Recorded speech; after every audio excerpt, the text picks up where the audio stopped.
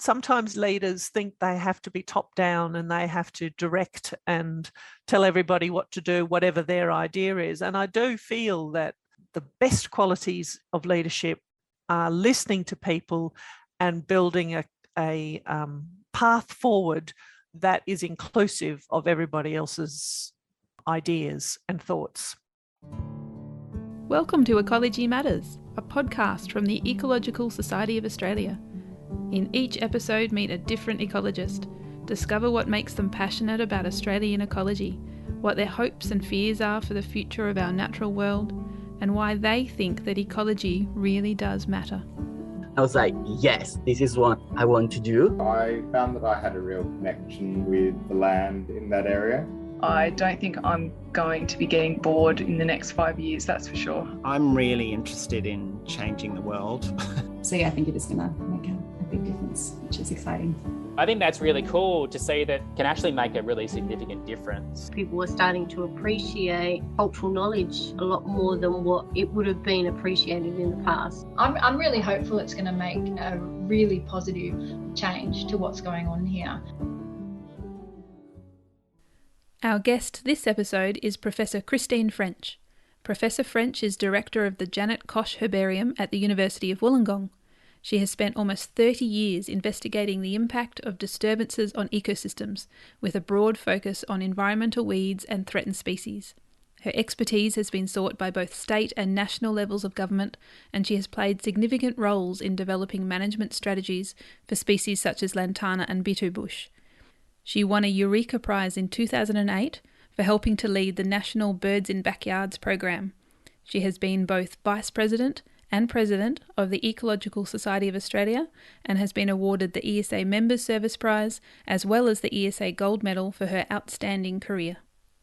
Just naturally doing quite well at biology at high school started me thinking that I might go into it. I was going to be an architect, but because I was quite good at biology and my dad was a horticulturalist, that I had this sort of interest in it. I then decided I wanted to work on lions, and that was going to be what I was going to do with my life. And I've never worked on a lion in my life. I've gone in different directions to where I thought I would be as a 17-year-old. As do we all. Absolutely. And so from that 17-year-old lion-obsessed student, where did you head after that? I then went to uni as an undergrad and got my eyes opened up to the diversity of life. So things I never knew about. It was at the same time David Attenborough was doing his very first shows on life. So that was just inspiring. And as I went through there, I knew I was going to be a field biologist. I was never quite sure whether it was going to be plants or animals. And in fact, I've sat on the fence on that and been both because I could never make up my mind. Best of both worlds. Yes, yes, absolutely. So throughout your career, what facets of ecology have you tended to focus on? I guess my PhD is a good example of it, where I worked on seed dispersal by birds. So I had this interest in what the birds were getting out of it, and the interest in birds and other animals has continued in various forms. But I was also interested in it from the plant perspective and what the plants were getting out of using birds to disperse the seeds. And it was some of the really early work in the 1980s in this field. It's since expanded dramatically, but in those days we knew very little about what was happening. So I guess that shows you that I stepped on both sides of the fence, and I moved from that question to into the movement of seeds by birds that are exotic seeds, and that got me into weed ecology, and that's where I spent the majority of my career, is largely thinking about what mechanisms allowing introduced species to get established in areas, why they win, the mechanisms behind that, and the impacts that they have. But there has been this other side of me that has always had an interest in what birds are doing and what other animals are doing. And I've had a great opportunity to work with lots of different people on lots of different animals, on lizards, on bats, on small mammals, as well as birds, even on marine invertebrates. It's been kind of question-driven, just an interest in how mechanisms and patterns are established and how they work. So that's where I've been a generalist, not a specialist. Sounds fascinating. And what are you mostly working on right now? I'm mostly working on the weed side of my research. I'm finishing off some work that is looking at a range of different exotic species in Australia.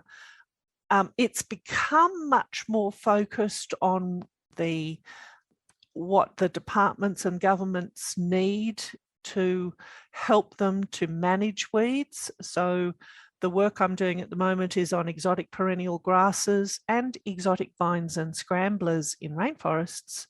And I'm trying to sit there and say, who's the worst weed? And what characteristics do they have that make them the worst weed?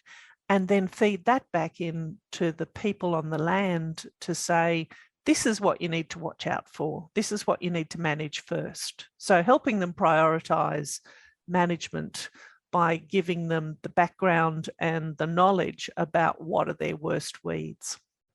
I guess the other aspect of my work has been looking at threatened species a lot. And I guess towards over the last 5 years or so, I focused some of my research on that, both plants and animals, and my work on the New South Wales Scientific Committee to help list species that are endangered has been another important focus for me. And you seem to have taken on roles such as that within committees and leadership roles, not only within the University of Wollongong, but in the ESA and other bodies. Why does this interest you, and why do you think it's important to be part of these groups?